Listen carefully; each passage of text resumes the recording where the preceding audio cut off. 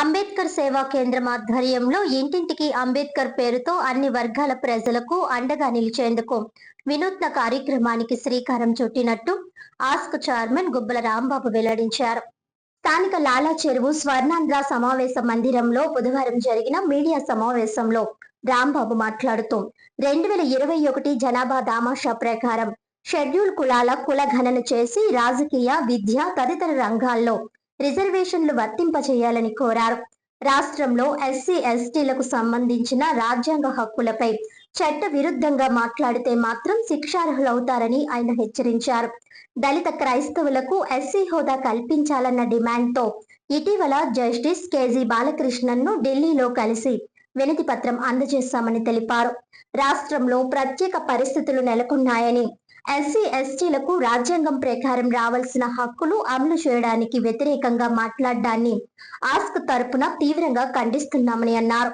2027 April 14వ తేదీ రాజ్యాంగ నిర్మాత అంబేద్కర్ జయంతి నాటికి రాష్ట్రంలో అంబేద్కర్ చిత్రపటం లేని ఇల్లంటూ ఉండకూడదనే ఉద్దేశ్యంతో ఆస్క్ ద్వారా ప్రత్యేక కార్యాచరణ చేస్తున్నట్టు వివరించారు. దేవుడు ఆధ్యాత్మికమని, అంబేద్కర్ సామాజికంగా మనం గౌరవంగా బ్రతకడానికి హక్కులు కల్పించిన అంబేద్కర్ ని అనుసరించాలని రాంబాబు అన్నారు. ఎవరి హక్కులకు భంగం కలిగినా అంబేద్కర్ రాసిన రాజ్యాంగాన్ని అమలు చేయాలని కోరుతున్నామంటే అంబేద్కర్ నిజమైన దేవుడన్న విషయాన్ని అందరూ గ్రహించాలన్నారు. ఎస్సీ ఎస్టీ మైనారిటీ బీసీలకు కేంద్ర రాష్ట్ర ప్రభుత్వాలు రావాల్సిన హక్కులు, రుణాలు, స్వయం ఉపాధి కల్పించేందుకు చర్యలు తీసుకోవాలని డిమాండ్ చేశారు. దీనికోసం ఎస్సీ ఎస్టీ సంఘాలన్నింటినీ ఏకతాటిపైకి తేవడంతో పాటు ఒక జేఏసీని ఏర్పాటు చేయనున్నట్లు వెల్లడించారు. తాము విన్నవించినవన్నీ న్యాయబద్ధమైన డిమాండ్లేనని, వాటిని ఖచ్చితంగా అమలు చేసి తీరాల్సిందేనని స్పష్టం చేశారు.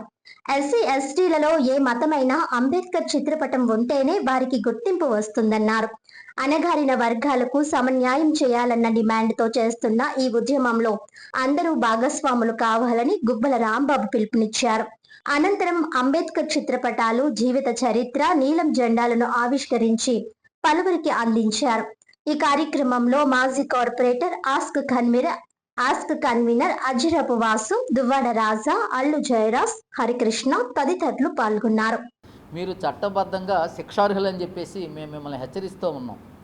ఒక కులం అంతర్గతమైనటువంటి విషయాల్లో మీరు ఇష్టానుసారం మాట్లాడడానికి లేదు. మీరు ప్రభుత్వంలో ఉన్నారు, చట్టాలు సవరించండి, చట్టాలు చేయండి, అభ్యంతరం లేదు. కానీ ఇష్టానుసారంగా వేదికల మీద మాట్లాడే ఆ భాష కానివ్వండి, ఏదైనా అబ్యూజ్ వాళ్ళ పట్ల తక్కువ చేసి మాట్లాడడాన్ని అంబేద్కర్ సేవా కేంద్రం తీవ్రంగా ఖండిస్తూ మేము ఈ సందర్భంగా అంబేద్కర్ ఆస్క్ ఏం చేయాలనుకుంటుందంటే ఈ రాష్ట్రంలో ఉన్నటువంటి దళితుల ఐక్యత కోసం, అంటే ముఖ్యంగా దళితులు అంటే అందరూ ఒక కులమే అంటున్నారు, మేము అలా కాదు. అంబేద్కర్ ప్రవచించిన ఈ దేశంలో ఎస్సీ ఎస్టీ వర్గాల ఐక్యత కోసం, వాళ్ళ అభివృద్ధి కోసం ఆస్క్ ఈ రాష్ట్ర వ్యాప్తంగా ఎస్సీ ఎస్టీ ఐక్యత ర్యాలీని చేయాలని ఒక ప్రపోజల్ మీ ద్వారా మేము తెలియజేస్తున్నాం. ఈ రాష్ట్రంలో ఉన్నటువంటి అన్ని జిల్లాల్లో ఎస్సీ ఎస్టీలని ఐక్యం చేయడానికి, అందుకే ఈ సంవత్సరం ఆస్క్ ఏం చేసిందంటే టువర్డ్స్ యూనిటీ అనేదాన్ని మేము స్లోగన్గా తీసుకోవడం జరిగింది. ఎస్సీ ఎస్టీల ఐక్యత కోసం మేము ఒక యాత్ర చేయడంతో పాటు ఈ రాష్ట్రంలో ఉన్నటువంటి ఎస్సీ ఎస్టీ వర్గాలకి మేము ఒక ముఖ్యమైనటువంటి పిలుపునిస్తున్నాం. ఇంటింటికి అంబేద్కర్ అనే కార్యక్రమం మీద ఈ రాష్ట్రంలో ఉన్నటువంటి ఎస్సీ ఎస్టీ వర్గాలు అందరూ, అన్ని కుటుంబాలు ఆ ఇంట్లో తప్పనిసరిగా అంబేద్కర్ చిత్రపటాన్ని ఏప్రిల్ 14 లోపల 2027 ఏప్రిల్ 14 లోపల ప్రతి ఇంట్లో అంబేద్కర్ చిత్రపటం ఉండాలి, అంబేద్కర్ జీవిత గ్రంథం ఉండాలి, భారత రాజ్యాంగం ఒక పుస్తకం ఉండాలి, అలాగే ప్రతి ఇంటి మీద అంబేద్కర్ జెండా ఎగరాలి, నీలి జెండా ఎగరాలి. దీనికి సంబంధించినటువంటి ఒక కార్యాచరణ ఈరోజే మేము దాన్ని ఆవిష్కరింపదలుచుకున్నాం. అవసరమైనప్పుడు అవసరం మేరకు మేము అంబేద్కర్ చిత్రపటాలు, అంబేద్కర్ లిటరేచరు జెండాలో ఆస్క్ తరపున వారికి ఉచితంగా అందించడానికి కూడా మేము సిద్ధంగా ఉన్నామని మీ ద్వారా తెలియజేస్తున్నాం.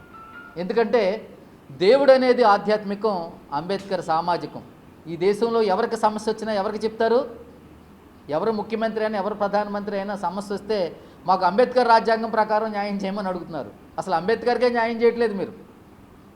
అంబేద్కర్ ఏదైతే ప్రవచించారో, అంబేద్కర్ ఏ రాజ్యాంగం ఈ దేశానికి ఇచ్చారో దాన్ని అమలు చేయమని చెప్పేసి ఈ రాష్ట్రంలో కానీ దేశంలో ఉన్నటువంటి పాలకులని మీ ద్వారా మేము విజ్ఞప్తి చేస్తున్నాం. ఈ దేశంలో పేదరిక నిర్మూలన కోసం మీరు అమలు చేయాల్సినటువంటి పథకాలు ఎస్సీ, ఎస్టీ, బీసీ, మైనారిటీ, కాపు ఏ సామాజిక వర్గానికైనా మీరు ఇవ్వాల్సినటువంటి కార్పొరేషన్ రుణాలు ఇమ్మని చెప్పేసి మేము ఈ వేదిక మించి ఈ ప్రభుత్వాలను డిమాండ్ చేస్తున్నాం.